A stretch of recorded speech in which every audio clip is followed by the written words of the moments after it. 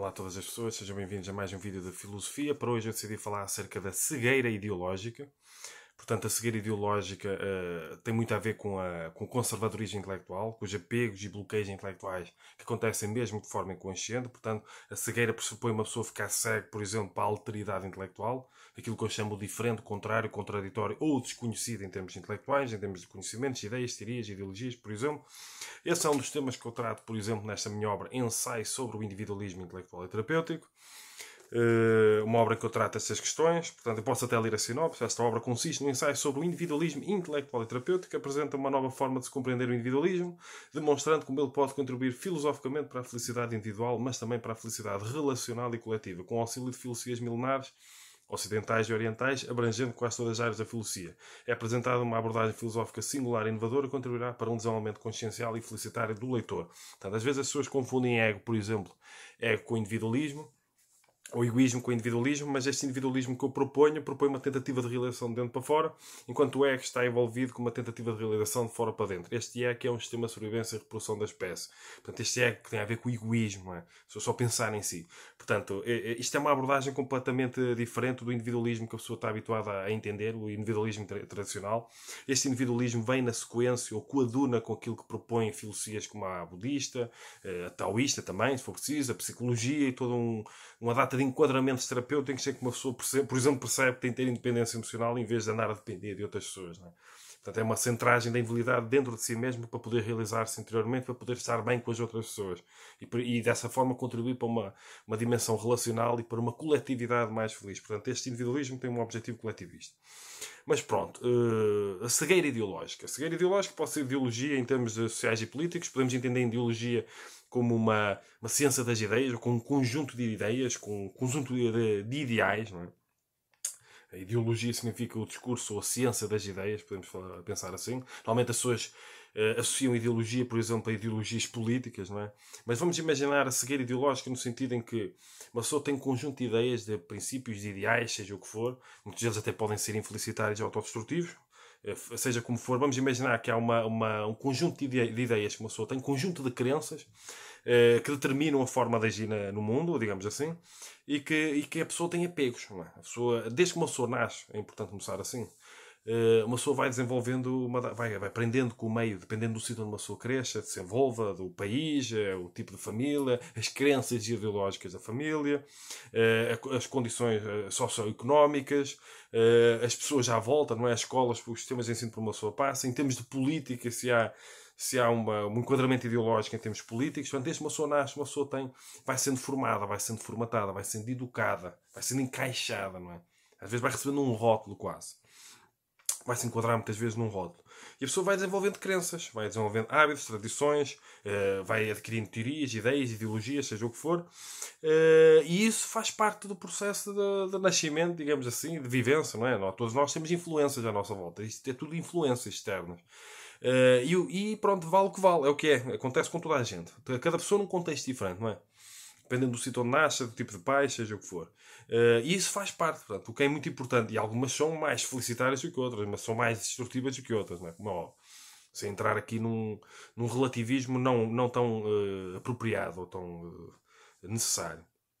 Portanto, é nesse enquadramento que muitas vezes, além de poder ser infelicitário, as teorias, ideias e ideologias que uma pessoa recebe, e as crenças, os hábitos e tradições, o que acontece é que muitas vezes as pessoas, além de receberem toda uma formação, toda uma formatação ideológica, muitas vezes, a pessoa também se apega a isso. E o grande problema de uma pessoa se apegar, porque todos nós já recebemos uma formatação, uma educação, seja o que for. E o grande problema de nós nos apegarmos é que nós depois criamos palas. Vamos imaginar assim. Temos todo um enquadramento individual em que uma pessoa nasce. Uma pessoa vai desenvolvendo, vai crescendo, vai aprendendo, vai tendo exemplos à sua volta, referências, exemplos de autoridade, seja o que for. Vai adquirindo crenças, hábitos, tradições. Isso vale o que vale, e de cada caso é um caso. Mas se uma pessoa se apegar a isso, o que é que acontece? Uma pessoa, ao desenvolver apegos intelectuais, uma pessoa acaba por desenvolver bloqueios intelectuais. A pessoa apega-se e não quer abrir mão daquilo, não quer colocar em causa, não quer questionar. E com isso vai criando um conservadorismo intelectual inconsciente. A pessoa não se apercebe, isso é tudo inconsciente. São tudo mecanismos do nosso ego de forma inconsciente. E ao desenvolver esses apegos, bloqueios e conservadorismo intelectual, muitas vezes a pessoa fica com um fanatismo e fica com uma cegueira ideológica. a pessoa não consegue ver nada que seja diferente, contrário e contraditório. É como se tudo aquilo que fosse diferente, contrário e contraditório ou desconhecido fosse imediatamente errado ou fosse... A pessoa defende-se, não é? É como se eu tivesse palas nos olhos, a cegueira faz com que a pessoa tenha palas nos olhos e crie filtros. As informações do diferente, do contrário e do contraditório, tudo aquilo que seja teorias, se for preciso, contrárias, ou ideologias contrárias, é como se a pessoa não conseguisse relacionar tal como elas são, não conseguisse ter uma adequada relação com a verdade das outras propostas de verdade que possam aparecer. Porque uma pessoa tem palas nos olhos, a pessoa tem um filtro denigrativo. Como se tivesse algo nos olhos, vamos imaginar simbolicamente ou alegoricamente, como se tivesse palas nos olhos e como se tivesse um filtro que só vê aquilo que quer ver. E o que é que acontece muitas vezes, como eu falo também neste livro? Há 3 grandes formas de uma pessoa reagir hermeneuticamente, digamos assim, a novas propostas de verdade, novas teorias, ideias, ideologias, que uma pessoa com cegueira ideológica não fica muito limitada nisso aí. Primeiro, ou uma pessoa tem o princípio de fuga, que é tudo aquilo que é diferente, contrário e contraditório, tudo aquilo que provoca desconforto intelectual, a pessoa foge, a sua cegueira ideológica leva a isso. Tudo aquilo também provoca desconforto intelectual, a pessoa também tem um princípio denigrativo, que é quando uma pessoa alguma coisa provoca desconforto intelectual e a pessoa distorce aquilo para tornar mais facilmente refutável, por exemplo, uma falácia de espantalho. Ou então nós temos o princípio compreensivo, que é, embora eu tenha todo o meu background, tenha todas as minhas crenças, hábitos e tradições, eu estou aberto, eu tenho disponibilidade intelectual, eu tenho abertura consciencial para relacionar com o diferente, contrário, contraditório, eu tenho vontade de aprender. Portanto, aqui realiza-se o princípio compreensivo, que é quando eu, mesmo que esteja a relacionar com o desconforto intelectual, eu quero compreender a nova proposta de verdade. Eu estou aberto até para colocar em causa as minhas ideologias, digamos assim, a minha ideologia, a minha condição ideológica. Portanto, há 3 grandes formas. Uma tem tudo a ver com a fuga, outra tem a ver com distorção e negação. É como se uma pessoa tivesse filtros, como se colocasse uns óculos e que só vê vermelho ou que só vê azul, estão a perceber? E não consegue ver outras cores, porque a pessoa não se permite, a sua condição a priori não permite ver coisas diferentes, ou o princípio compreensivo quando uma pessoa tenta verdadeiramente compreender. E também há 3 grandes formas de reagir a propostas de verdade, como eu falo também neste livro, que é, aparece uma nova proposta de verdade, ou eu quero que ela seja falsa, porque ela provoca desconforto intelectual, então a priori eu quero que ela seja falsa, o que faz com que eu distorça, denigra e não queira ver aquilo tal como é, não é? Ou eu quero que ela seja verdadeira, porque de alguma forma é confortável ela ser verdadeira, porque coaduna com aquilo que eu já acredito, portanto, nessa relação com a proposta de verdade que aparece, não provoca desconforto intelectual, portanto, eu quero que ela seja verdadeira, porque até pode ser mais uma base de fundamentação, sustentação daquilo que eu já acredito, mesmo que eu tenha uma visão distorcida dela, porque eu posso ignorar alguns pormenores dela propositadamente, mesmo de forma inconsciente, porque vai ser bom para ela coadunar com aquilo que eu já acredito e quero continuar a acreditar, mesmo que esteja infeliz com isso. Ou eu quero a verdade, não é? Aquela questão filosófica por excelência. Eu quero a verdade, eu tenho vontade de ver a verdade, mesmo que me provoque desconforto intelectual. E o que é que acontece com a cegueira ideológica? Com a cegueira ideológica, uma pessoa falha em 2 princípios fundamentais, que é o princípio compreensivo, eu quero compreender a proposta de verdade, mesmo que provoque desconforto intelectual, e a vontade, o querer a verdade. Eu quero a verdade mesmo que provoque desconforto intelectual. Eu quero conhecer aquela proposta de verdade, aquela nova teoria, ideia, ideologia que me aparece, mesmo que provoque desconforto intelectual. Estão a perceber?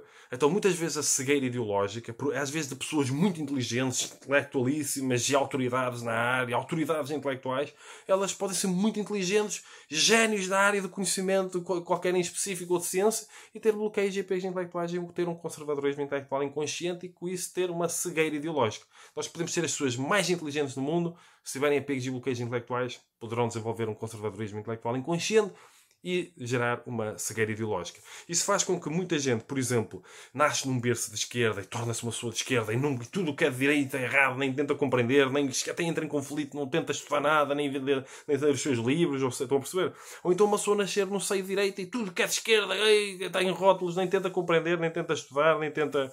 Eu, por exemplo, eu tento ler os livros mais associados à direita e mais associados à esquerda, sejam eles rótulos às vezes muito ao lado, estão a perceber? Eu procuro estudar todo o tipo de coisas, porque isso é fundamental, uma pessoa sair da zona de conforto intelectual. Uma pessoa abrir-se para novas teorias, novas ideias, uma pessoa ter curiosidade intelectual pelo diferente, pelo contrário, pelo contraditório, pelo desconhecido. Como eu falo neste livro, a alteridade intelectual. Portanto, é muito fácil uma pessoa cair numa cegueira ideológica. Uma pessoa virar um fanático intelectual, um fanático nas suas ideias, um fanático nas suas crenças. Depois a pessoa sente-se a dona da razão, não é? A pessoa gera-se uma arrogância intelectual muito grande, gera-se quase uma fobia intelectuais de tudo aquilo que possa colocar em causa o próprio sistema de crença. Depois uma pessoa apega-se muito, a pessoa não quer abrir mão. Sempre que aparece uma nova teoria, ideia, ideologia que provoca o desconforto intelectual, a pessoa defende-se. E como é que a pessoa se defende? Com o princípio de fuga, a pessoa foge do assunto, nem quer lidar com o assunto, nem quer... Se aparece alguma coisa que refuta alguma ideia ou demonstra alguma incongruência de alguma ideia sua ou crença, a pessoa refuta, a pessoa foge, a pessoa não quer saber, ou uma pessoa distorce, que é o princípio de negativo. A pessoa denigra aquilo, torna aquilo mais negro para tornar mais facilmente refutável, porque eu quero é continuar a pensar da mesma maneira. Não é? Os apegos e bloqueios intelectuais, o fanatismo intelectual inconscientes, o conservadorismo inconsciente e... Estão a perceber? A cegueira, não é? A pessoa quer é o conforto intelectual, porque é mais confortável para si. Não se tem de colocar em causa, não tem de colocar em causa aquilo que pensa, não tem de colocar em causa os seus hábitos, as suas crenças, as suas tradições. Portanto, para o seu ego, enquanto sistema de sobrevivência e reprodução da espécie, até gasta menos energia, não é? Continuar a pensar da mesma maneira, é mais confortável, gasta menos energia, não tem de se colocar em causa, não tem de fazer mudanças na sua vida, porque mudar é das coisas mais difíceis que existe no mundo. Então é mais fácil cair numa cegueira ideológica.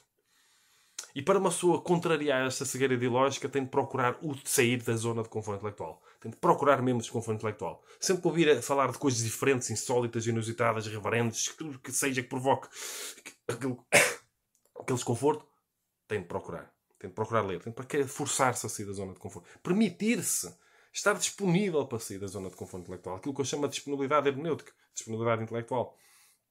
Portanto, fica aqui mais um vídeo de aconselhamento ético-filosófico. É importante nós termos muitas virtudes, forçarmos a ter uma certa dose de humildade, forçarmos a ser humildes, eu só sei que nada sei, não sei nada. Sou ignorante, não tenho certezas de nada, tenho que procurar conhecimento, tenho de procurar sair da zona de conforto, tenho de procurar assuntos diferentes, tudo aquilo que provoque desconforto, aquilo que seja contrário àquilo que eu penso, diferente daquilo que eu penso, contraditório em relação àquilo que eu penso, procurar desconhecido. Eu não sei pouco acerca deste assunto, vou procurar em vez de criar ideias acerca dele pré-concebidas, que isso é mais fácil. Os estereótipos, estão a perceber? Isso gasta-se mais energia, por isso é que o cérebro, o sistema de sobrevivência e reprodução da espécie, o nosso ego, foge daquilo que implica gastar mais energia, mesmo de forma indireta e inconsciente. Que até mudar é difícil, mudar é desconfortável, então é mais fácil não mudar. Os outros é que estão errados, não é? Os outros diferentes é que têm de estar errados. Eu estou certo, não é? É assim que funciona muitas vezes o ego de forma inconsciente. E este individualismo intelectual propõe esta autonomia intelectual. Eu estar atento àquilo que se passa dentro de mim e aquilo que eu faço. E a minha relação com o conhecimento, a minha relação com a verdade, a minha relação com a minha própria ignorância. E eu só consigo melhorar a minha relação com o conhecimento e com a ignorância e com a verdade no sentido geral se eu desenvolver autoconsciência. Eu só posso fazer isso se me centrar em mim mesmo para me trabalhar interiormente para poder ser melhor dentro de mim, poder ser melhor para os outros, poder ser melhor para a coletividade. Estão a perceber?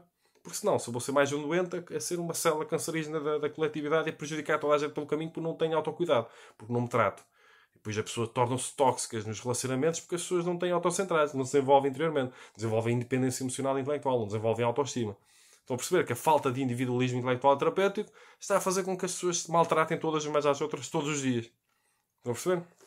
Por isso é que é importante esta autocentragem terapêutica que eu trato nesta obra, ensaio sobre individualismo intelectual terapêutico e não só.